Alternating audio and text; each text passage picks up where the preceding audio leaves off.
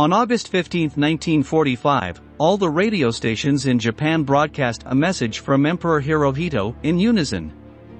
The entire nation awaited those words with impatience and feared what they might come to mean. Days before, the United States had bombarded the cities of Hiroshima and Nagasaki with nuclear weapons, leaving hundreds of thousands dead and an unimaginable level of destruction. Now the future of the country was at stake, and if the emperor announced that the fighting would continue, the population was aware that the Americans would devastate them in a matter of hours. However, Hirohito's announcement was forceful and said the following: "The war has lasted for almost 4 years, and despite the fact that we have all done our best, the situation has progressed to leave us at a disadvantage. The tides of the world have turned against Japan. On the other hand, the enemy has used a new and cruel bomb, with an incalculable power of damage, which has claimed many innocent lives. If we continue to fight, the result will be not only the collapse of our nation, but also the extinction of the human race."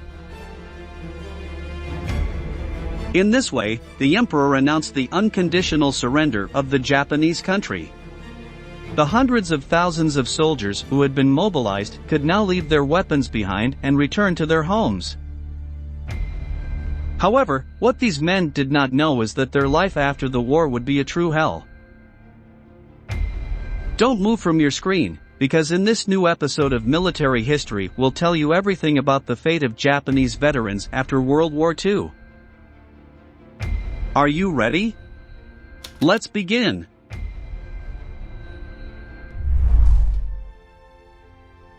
The war between Japan and the Allies lasted 3 years and 8 months, a period of time during which the Pacific Ocean was stained with blood and the horrors of war shook the Asian continent.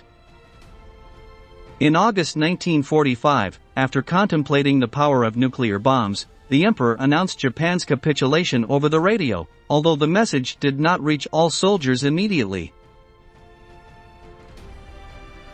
Many were mobilized across Asia, surrounded by their enemies and with little chance of communication with higher command.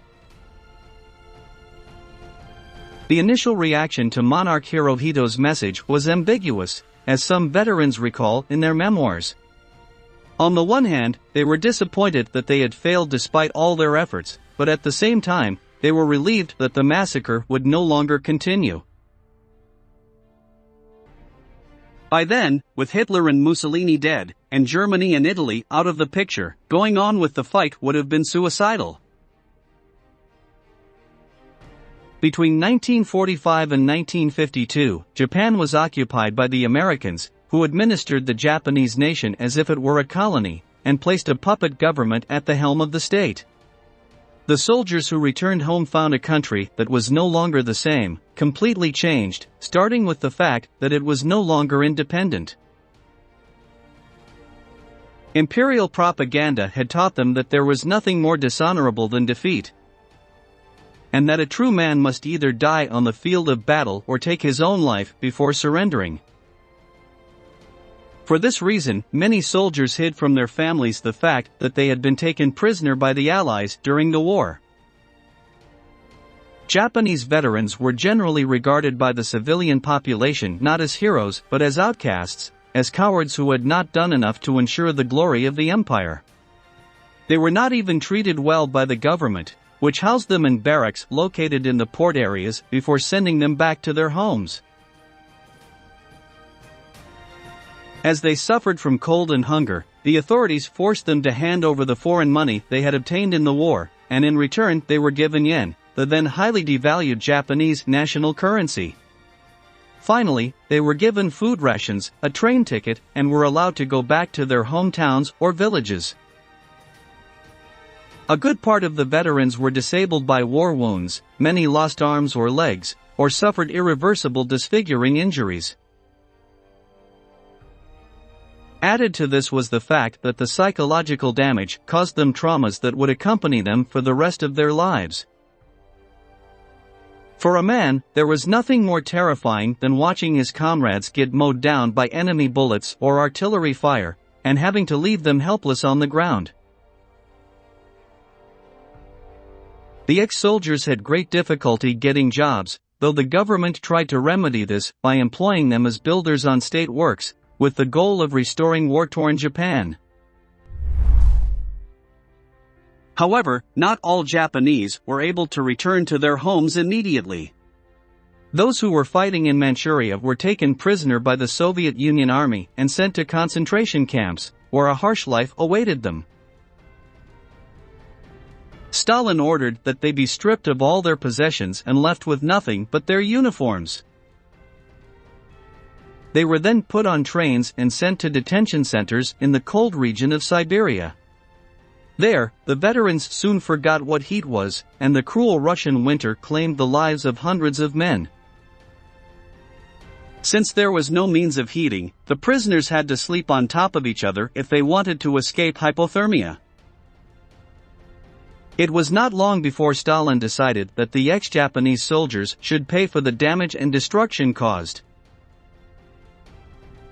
He turned them into forced laborers and had them repair bridges, pave roads, work in factory jobs, or work as lumberjacks. The only thing that mattered was that they collaborated with the material reconstruction of the Soviet Union. Although the Japanese authorities negotiated the return of the prisoners, they were not always successful. In the cases in which they were released and returned to Japan, these men were inserted into industrial or agricultural activity, although, as we said before, their new lives were anything but easy. Meanwhile, in Japan the trials of the military leaders responsible for administering the war were carried out. This was a condition imposed by the Americans, and 28 important officers were arrested and taken to the witness stand, where they had to testify for war crimes committed by the army. One of them was the former Japanese Prime Minister, Hideki Tojo, who, upon learning that he would be arrested, preferred to point a gun to his heart and shoot. However, the suicide attempt failed, and Tojo survived after being saved by American medics. In the trials that followed over the next few years, Emperor Hirohito evaded all responsibility for the war and his reputation was relatively safe. The full weight of the war failure fell on his officers, among them Hideki Tojo, who was sentenced to death by hanging on December 23, 1948. His request to be shot, as befitted him by his military rank, was ignored and he was executed as a common criminal. The same fate awaited 6 other Japanese leaders, while the rest were sent to prison. With the end of the Tokyo trials, Japan entered a new phase in its history, although it carried a terrible past behind it. The war had ended in disaster, the country was in ruins, and there were hundreds of thousands of war veterans whose sacrifice was reviled by the population and the government. As we can see, the Japanese nation had a serious challenge ahead. We've reached the end of the video and we want to ask you, do you think Japanese war veterans were treated fairly? Leave us your answer in the comment box below and don't forget to subscribe to our channel to learn about many more military events that left their mark on history.